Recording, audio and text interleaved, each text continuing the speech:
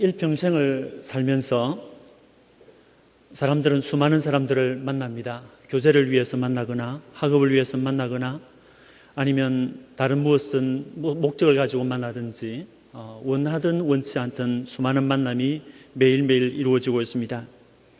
그 많은 만남들을 모두 기억하는 사람은 없습니다.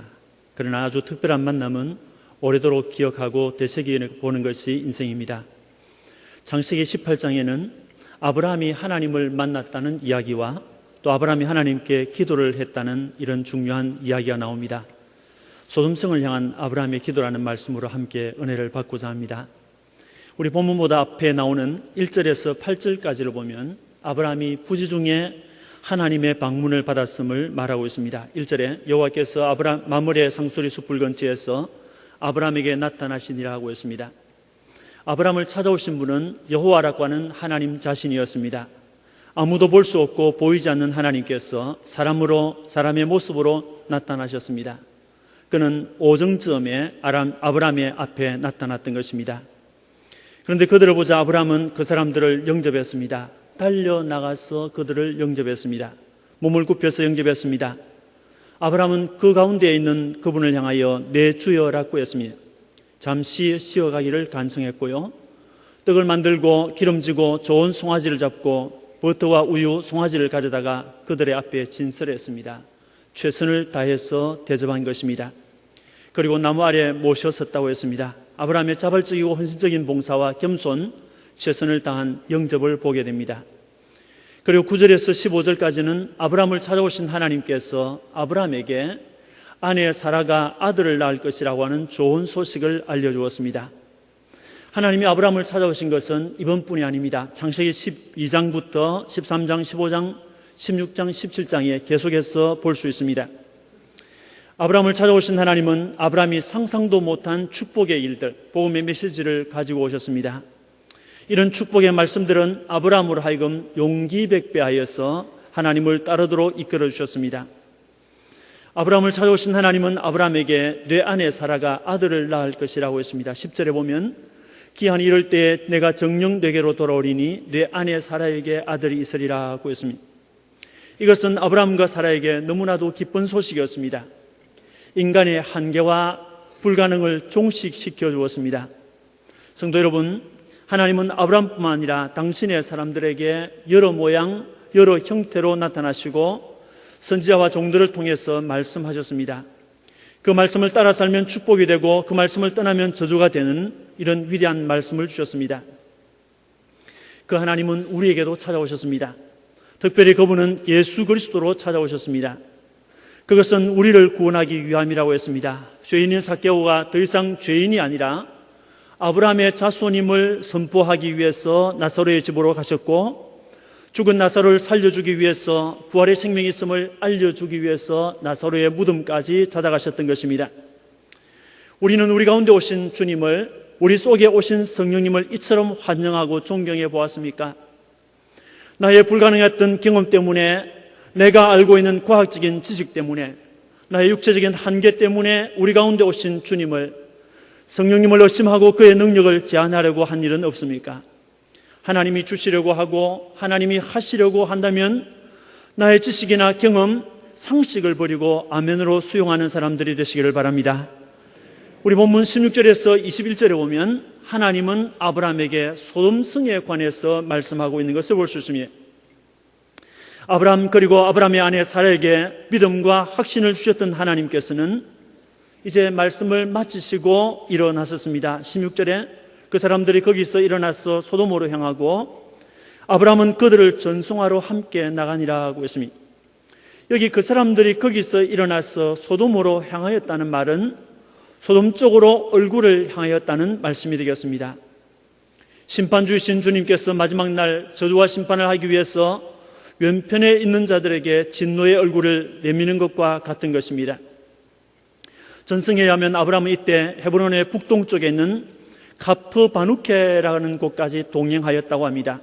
이곳은 아주 높은 언덕에 위치하고 있었기 때문에 그곳에서 내려다보면 사해와 그 주변의 여러 성들을 한눈에 볼 수 있는 곳이었습니다. 얼굴을 소돔으로 향하신 하나님은 아브라함에게 또 말씀하기를 시작했습니다. 17절에 보면 여호와께서 가라사대 나의 하려는 것을 아브라함에게 숨기겠느냐고 했습니다. 하나님은 자신이 하시고자 하는 일에 대해서 하나님 자신의 뜻을 아브라함에게 보여주시겠다는 것입니다. 그래서 아브라함은 하나님과 함께 동행할 수 있었던 것입니다. 18절과 19절에서는 하나님이 아브라함을 택한 이유를 알려주셨습니다. 아브라함은 강대한 나라가 되고 천하 만민은 그를 인하여 복을 받게 될 것이라 하고 했습니다. 아브라함은 하나님이 창세기 12장에서 처음 말씀하신 대로 축복의 기관, 축복의 그릇, 축복의 근원이 되어야 했습니다. 그 자손들도 축복의 사람들이 되어야 했던 것입니다. 내가 그로 그 자식과 그 군수에게 명하여 여호와의 도를 지켜 의와 공도를 행하게 하려고 그를 택하였다고 했습니다. 아브라함은 그 자식 이삭에게 아브라함에게 속한 모든 가족들에게 명하여서 하나님의 도를 지켜서 살아야 한다라고 말해야 되었습니다. 의와 공도를 따라서 의와 하나님이 세우신 법도를 따라서 행동해야 된다고 가르쳐야 했습니다. 아브라함에게 다른 사람보다 더 나은 공로나 어려움이 있었기 때문에 하나님이 그를 선택하시고 찾아오시고 말씀하신 것은 아닙니다. 이것은 순전히 하나님 자신의 주권적인 선택이고 주권적인 활동이었습니다. 그리고 20절과 21절에서 소돔성에 관해서 말씀하기를 시작했습니다. 여호와께서 또 가라사대 소돔과 고모라에 대한 부르짖음이 크고 그 죄악이 심히 중하니 내가 이제 내려가서 그 모든 행한 것이 과연 내게 들린 부르짖음과 같은지 그렇지 않은지 내가 보고 알려 하노라 하고 했습니다. 하나님은 소돔성에서 일어나고 있는 모든 일들을 알고 계셨습니다. 소돔과 고모라는 주변의 여러 성들과 마찬가지로 극도로 타락한 도시였습니다. 그 도시에 대한 부르짖음이 크다고 했습니다. 소돔과 고모라에 대한 큰 부르짖음은 소돔과 고모라에 대한 큰 원망, 큰 원한, 사무치는 큰 억울함으로 인해서 부르짖는 소리가 크다는 것입니다. 그 도시에서 매일매일 일어나고 있는 죄악 때문에 일어나는 원망과 불평, 그리고 지그덕거리는 이런 소리가 하나님 앞에까지 들렸다는 말씀이 되겠습니다. 그들의 죄악도 심히 중하다고 했습니다. 매일매일 그 도시에서 일어나고 있는 일들, 거짓과 술수와 살인과 강포, 간음과 불신, 폭행과 늑탈 등 각종 죄악들이 심히 중대하다고 할 만큼 심각하였습니다. 이제 내가 내려가서 그 모든 행한 것이 과연 내게 들린 부르짖음과 같은지 그렇지 않은지 내가 보고 알려 하노라고 했습니다. 전지하신 하나님은 모든 것을 다 알고 계시면서도 마치 아무것도 모르는 것처럼 말씀하고 계십니다. 이같이 말씀하신 것은 마지막 기회를 그들에게 베풀겠다고 하는 하나님의 긍휼과 자비를 나타내고 있습니다. 또 아브라함이 어떻게 반응하는가를 보고 싶어 하시는 하나님의 모습이기도 합니다. 죄를 회개하지 않는 곳에는 하나님의 심판이 나타날 수밖에 없습니다. 노아 시대에 하나님 앞에 관영한 죄악은 홍수 심판을 가져왔습니다. 노아의 외치는 소리를 외면하고 회개치 않다가 그들은 다 망하고 말았습니다. 하나님은 시대마다 죄악이 극에 달할 때 심판하였습니다. 그런데 심판하기 전에 하나님은 반드시 당신의 종들을 보내어 죄로부터 회개하고 돌아오도록 기회를 제공하며 경고했던 것입니다. 이것은 어느 누구도 핑계치 못하게 하기 위함이었습니다. 아브라함은 지금 하나님께서 말씀하시는 것이 무엇인가를 알았습니다.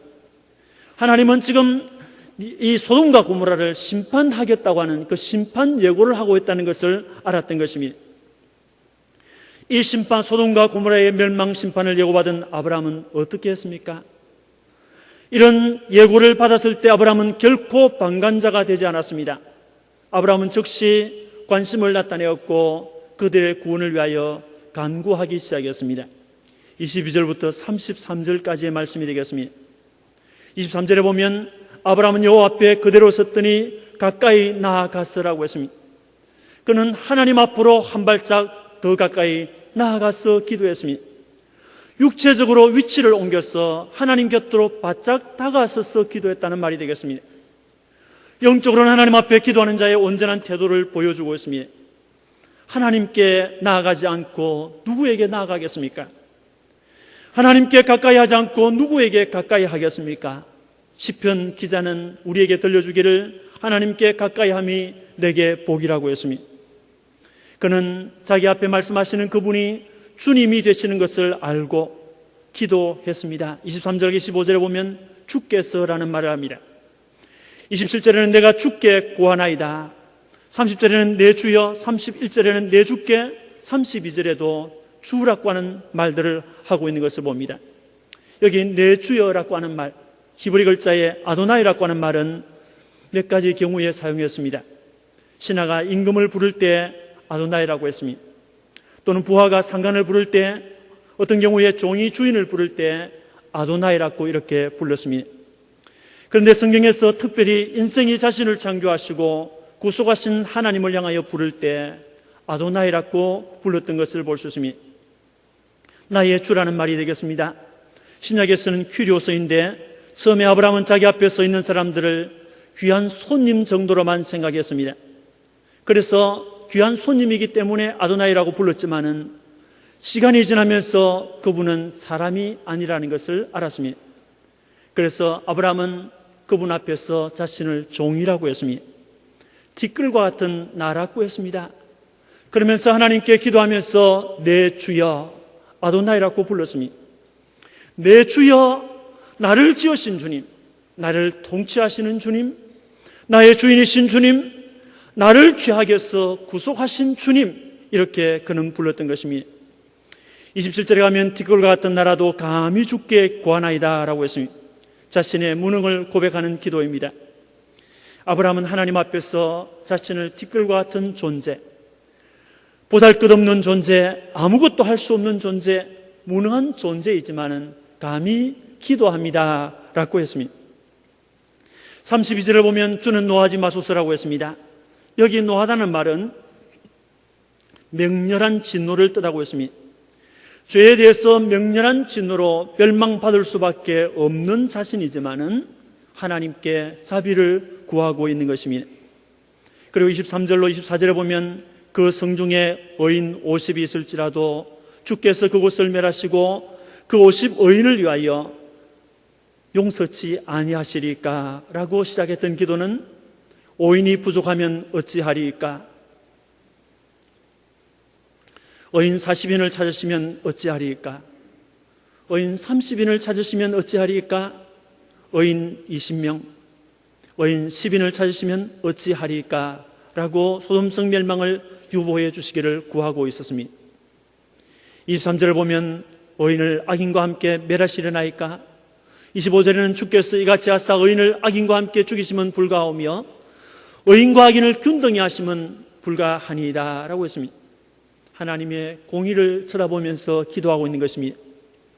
하나님의 공의가 무엇입니까? 악인은 벌하시고 어인에게는 상 주시는 것이 하나님의 공의가 아닙니까? 악인은 그들의 죄악 때문에 멸망하여도 어인은 심판받을 수 없지 않습니까? 라고 하는 기도가 아브라함의 기도인 것입니다. 어떻게 이와 같은 기도를 아브라함이 할 수 있었겠습니까? 그것은 두 가지 이유를 생각할 수 있습니다. 하나는 하나님의 긍휼을 믿었기 때문입니다. 소돔은 오늘날까지도 죄악의 도성을 일컫는 대명사로 사용되어지고 있습니다. 그 정도로 부패와 타락이 극에 달해 있었습니다. 그들이 심판을 받아 망하는 것은 당연한 일이었습니다. 하지만 아브라함은 진노 중에도 긍휼을 베푸시는 하나님을 의지했습니다. 하나님의 긍휼은 시대마다 계속했습니다. 노아 시대의 심판 중에 노아를 긍휼히 여겨 방주를 만들어서 구원해 주었습니다. 예수 그리스도를 보내 우리들을 구원하신 것이 긍휼에 풍성하신 하나님의 사랑 때문이라고 했습니다. 아브라함은 자신의 지난날의 허물 중에서도 버리지 않고 자비를 베푸셨던 그 하나님을 잊지 않았던 것입니다. 그래서 이번에도 또다시 하나님의 긍휼을 믿고 구하고 있는 것입니다. 또 다른 하나의 이유는 하나의 영혼도 버려질 수 없다고 하는 영혼에 대한 애착 때문이라고 생각합니다. 아브라함은 기도를 하면서도 소돔성에 어인이 없다는 것을 왜 몰랐겠습니까? 그럼에도 어인 50명이 있다면, 아니 45인이 있다면, 40인이 있다면 이렇게 시작해서 어인 10인이 있으면 어떻게 하겠습니까? 라고 기도를 계속했던 것입니다. 인생 중에 의인이 어디 있습니까? 그러나 하나님이 의인으로 인정하시면 그 사람은 의인인 것입니다. 나의 주가 되시는 하나님이 나의 조카 롯을 의인으로 한번 간주해 주시면 안 되겠습니까? 만일 나의 조카 롯을 의인으로 간주해 주시기만 하면 나의 조카 롯은 멸망치 않을 수 있을 텐데 라고 하는 믿음, 조카를 사랑하는 마음이 이 같은 애절한 기도를 하게 했던 것입니다. 병원에서 임종을 기다리는 가족을 쳐다보면서 하나님의 구원을 기다리면서 애절하게 부르짖는 성도들, 핍박을 받으면서도 핍박하는 가족의 구원을 위해서 하나님께 부르짖는 학생들, 다종교에 빠져서 부모님의 구원을 위해서, 빠져있는 부모님의 구원을 위해서 기도하는 자녀들, 여러분의 기도야말로 하나의 영혼도 버려질 수 없다고 생각하고 하나님 앞에 올려드리는 기도가 아닙니까? 여러분, 아브라함의 같은 기도는 창세기 18장만 보면 아무 응답도 없이 끝나고 만 것 같습니다. 그러나 창세기 19장을 보면 아브라함의 기도는 하나님의 마음을 움직여서 롯을 멸망 중에서 이끌어내었습니다. 19장 29절에 보면 하나님이 들의 성들을 멸하실 때, 곧 롯에 거하는 성을 엎으실 때에 아브라함을 생각하사 롯을 그 엎으시는 곳 중에서 내어 보내셨더라고 했습니다. 그 성을 엎으실 때에 기도하는 아브라함, 간구하는 아브라함, 조카 때문에 호소하는 아브라함 때문에 롯을 생각할 때 롯을 그 성에서 이끌어내었다고 했습니다. 여러분의 기도가 지금 아무런 응답이 없을지라도 기도해야 됩니다. 어느 때 어느 시간에 주님께서 응답하실지 모릅니다. 특별히 영혼 구원을 위한 기도, 형제를 진심으로 사랑하는 기도를 할 때 주님께서 기뻐하실 것입니다. 피터슨은 성경에 기초한 선교를 강조하신 분입니다. 그는 오늘 우리 현대교회에 있어서 영혼에 대한 관심이 없어지고 기도하지 않는 선교의 부재를 심각하게 생각하고 이런 말을 했습니다. 선교의 중요성을 인지하지 못하는 교회는 주님과의 가장 친밀한 교제로부터 자신을 박탈하는 것이다. 선교의 중요성을 인지하지 못하는 하나님의 택자 구원을 첫째로 하는 목적에서 자신을 맞추는데 실패한 교회다. 선교의 중요성을 인지하지 못하는 교회는 성령의 깊은 경험에 참여하는 것을 도둑질했다. 선교의 중요성을 인지하지 못하는 교회는 은혜 안에서 하나님이 예배하신 위대한 축복 세계를 거절했다. 이런 말을 했습니다. 선교운동과 기도는 떼어놓을 수가 없습니다. 예수님도 금식 기도하신 다음에 선교 사역을 시작하셨습니다. 사도행전의 첫 교회였던 예루살렘 교회도 기도로 시작되었습니다.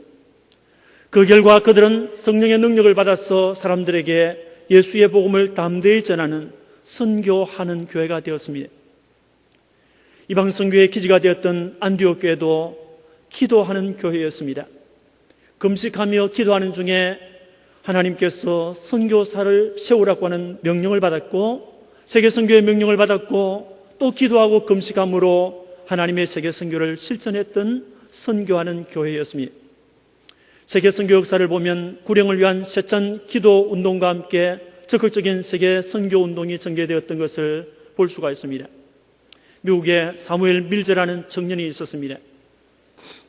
그는 목사의 아들로 태어났는데 어머니가 어릴 때 나는 이 아들을 선교사로 바칩니다 라고 하는 별운동 서원을 했습니다. 밀스 역시 19살 때 가련한 이방인에게 복음을 전하는 것보다 만족한 생활은 없다라는 생각을 하고 그 아버지께 그 말을 했습니다. 그 후에 1806년에 윌리엄스 대학에 입학을 하게 되었는데 그 무렵은 유럽에서 시작됐던 경건주의와 영적 각성운동의 영향을 받아서 미국의 동부 지방을 중심으로 대각성운동이 일어나고 있었습니다. 밀스와 이 4명의 친구들, 1학년이었던 이 4명의 친구들은 매주 수요일과 토요일 날짜를 정하고 시간을 정해서 학교 가까운 산이나 강가로 가서 기도를 시작했습니다. 8월 어느 날 산에 올라가서 기도를 하다가 소나견을 만났습니다. 소나기를 피해서 들어간 곳이 근초더미였습니다. 그 속에서 비가 그칠 때까지 통성으로 기도했습니다. 영혼 구원을 생각하면서 세계 수많은 이교도들의 영혼 구원을 생각하면서 저들이 기도했습니다. 이것이 유명한 근초더미 기도회입니다. 이것은 후에 학생 자원 운동으로 학생 해외 선교협회가 되어졌습니다. 이 모임에서 기도하던 학생들은 후에 선교사로 자원하여 나갔는데 1차로 2명이 인도 선교사로 가게 되고 또 2차로 2명도 인도 선교사로 떠났습니다. 하나님의 능력이 어린 대학생들의 기도에 의해서 미국 교회로 하여금 선교의 눈을 뜨게 하고 아시아와 아프리카로 선교사를 보내는 계기가 되었다고 합니다. 그 후에 19세기와 20세기는 미국에 있어서 위대한 선교 세기가 되어졌습니다. 한국 역시 1905년부터 시작된 선교사들의 기도회는 마침내 1907년에 평양에서의 대부흥운동으로 이어졌습니다. 그리고 그 해에 7명의 목사를 세우게 됩니다. 그 중에 한 명이 제주도 선교를 시작했는데 그때부터 세계 선교를 하는 교회가 되어졌습니다. 오늘의 교회가 영혼 구원을 위한 기도를 이루면 무기력하게 되고 맙니다. 그러나 전도하는 교회, 세계의 어두움에 세력하에 고통받는 이들을 구원하고자 하는 믿음의 기도를 하는 교회, 세계 선교를 하는 교회들은 하나님의 능력과 기적을 맛보고 있습니다. 우리 경양교회는 1980년 경양선교회를 조직하고 1982년부터 선교사를 파송하기 시작했습니다.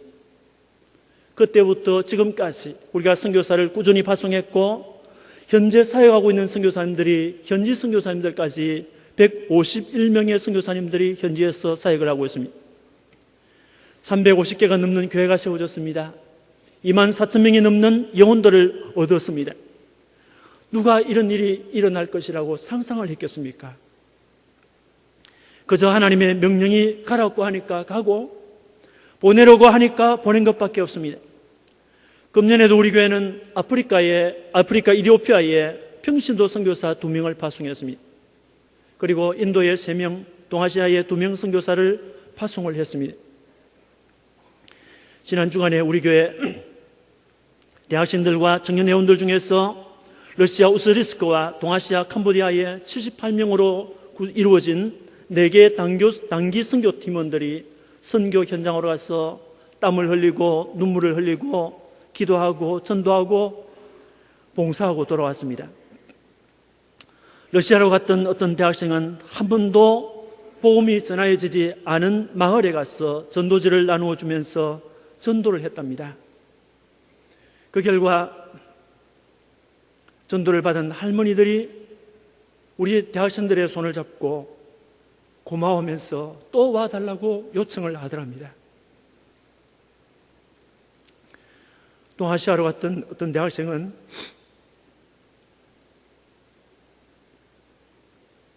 정부의 감시와 핍박 가운데서도 열정적으로 신앙을 지키며 살아가고 있는 현지 성도들을 보면서 자신의 모습을 돌아보며 눈물을 흘렸다고 합니다. 캄보디아에 갔던 어떤 청년은 너무나 열악한 환경이었지만은 복음과 함께 기뻐하는 어린이들을 보면서 내가 정말 잘했구나 라는 말을 연발하였다고 합니다. 우리 교회 홀칙과 윤성호 집사님은 수년째 여름이 되면 단기 선교팀과 함께 선교지로 가서 치과 진료를 하고 치료를 하고 하는 것으로 정했습니다. 금년에도 그의 치료를 받은 분들이 그리스도의 사랑을 함께 체험하면서 감사해야 했다는 말을 들었습니다. 우리 수많은 교인들은 직접 현장에 가지는 못했지만은 단기 선교팀 지원을 위해서 정성스러운 헌금, 약품, 치약, 이복, 학용품 등의 물품을 동참했습니다. 여름 성경학교와 SFC 수련회를 위해서 찬주했습니다. 이런 것이 세계 선교운동에 동참하는 것이 아니겠습니까? 우리 선교회의 5,606명의 평생 선교회원, 특별 선교회원, 일반 선교회원 여러분, 여러분의 기도, 여러분의 사랑, 여러분의 눈물, 여러분의 헌금, 선교헌금 마련을 위해서 삶의 현장에서 흘리는 땀방울 한 방울 한 방울은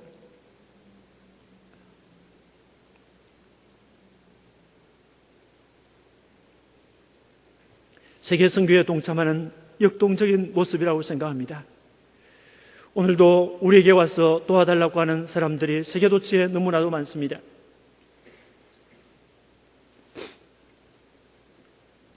세계에는 현재 65억 6천만 명의 사람들이 살고 있습니다. 그 중에 약 12%만이 기독교인들입니다.